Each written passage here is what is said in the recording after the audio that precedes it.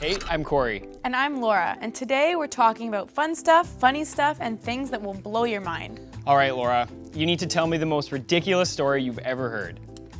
Well, one time a good friend of mine actually was on a TV show, a really funny TV show, where you had to get across these 4 big slippery red balls across a big pond of water, and other people had trained for this for months, and he somehow got across, even though it was not pretty. Hey, you know what? I made it across, and that's all that matters. I guess. I think it's pretty cool, and that brings us to the big idea for today. We can trust God even when it seems a little bit ridiculous. Watch this.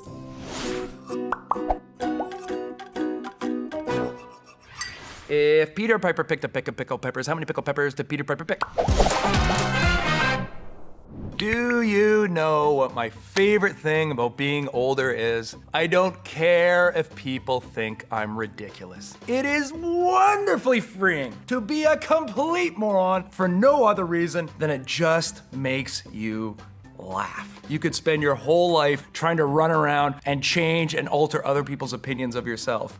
Or you could just not care. And the cool thing is, that's actually an element of faith. Sometimes you need to follow God even when it looks and it feels and it might actually be ridiculous. So I remember not that long ago, I was at the front of my own church and we're having a big musical fundraiser and we're doing this song. And I came in for my big number and I sing my big one line and I went and I kneeled down all dramatic and my pants exploded. I mean, exploded. And you have to understand, we're up on a stage and there's the front row not 5 feet away from me and the front of my pants just blew open. Humiliating. So I went, whoo! And I turned around and fortunately my wife was with me on stage and without missing a beat, she just grabbed a towel and wrapped it around my waist and we just kept on going because the show must go on. And you know what? That could have been humiliating. Or you can just appreciate the fact that that is funny. So what we're gonna focus on, what our big idea is for this God story, is that we can trust God even when it seems ridiculous. Being ridiculous can actually be quite a gift. It could be silly ridiculous, or it can be look crazy ridiculous. People who are at the top of their professions or in really great areas, giving it all away to go work for the poor. Things can be ridiculous, but if you know in your heart they're right, that's real bravery and real courage to leave the opinions, leave it all behind. You should do this, you should be this. If you can stop allowing other people to should all over you, you are gonna do amazing things with your life. And this is what Abram did, and trust me, this section of the story is ridiculous. Abram is now pushing 100 years old, still no kid. So we're in Genesis 17, verses 1 to 5. When Abram was 99 years old, the Lord appeared to him and said, I am El Shaddai, God Almighty. Now, when God gives himself a name, he's revealing an element of his character. God Almighty, serve me faithfully, live a blameless life.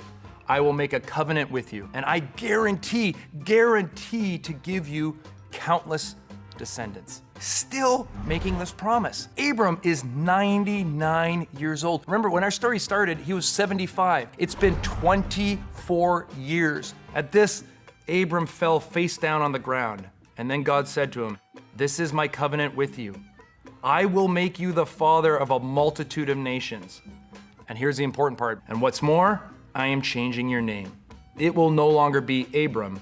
Instead, you will be called Abraham. For you will be the father of many nations. So what does this mean other than just adding a ham to his name? And let's face it, ham can be delicious, but that's not the point of this. This is a changing of his name. This is the next stage in this amazing and impossible and ridiculous promise that God is making, that he's asking Abraham to hold on to. Own this name I am giving you, the father of many nations. Why?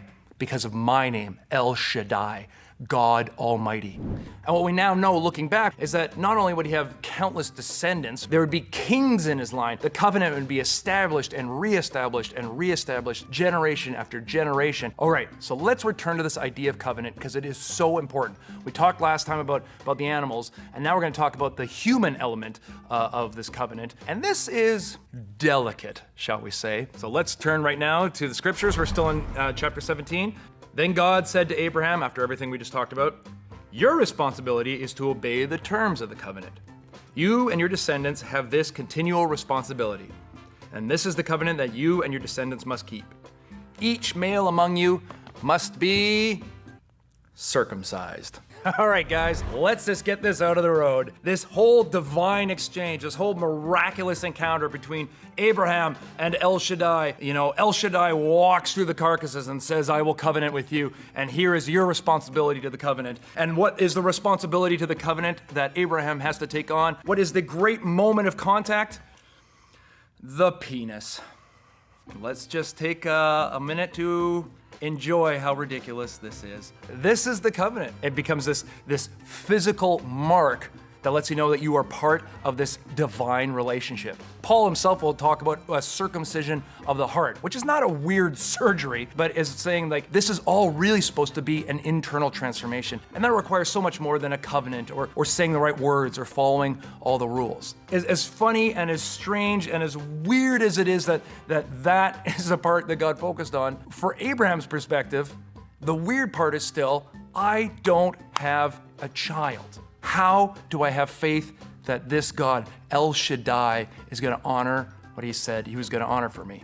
For Abraham's perspective, that was ridiculous. But even more ridiculous is he continued to believe.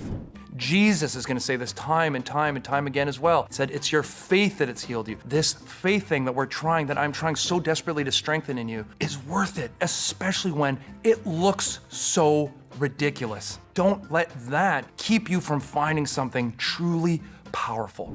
We are through 3 God stories, and Abraham, the father of many, still doesn't have a son. So let's see if his faith is rewarded. But that, my dear brothers and sisters, is for next time. As always, I'm still me, you're still you. Both of those things make me very happy, and God bless, and we'll see you next time.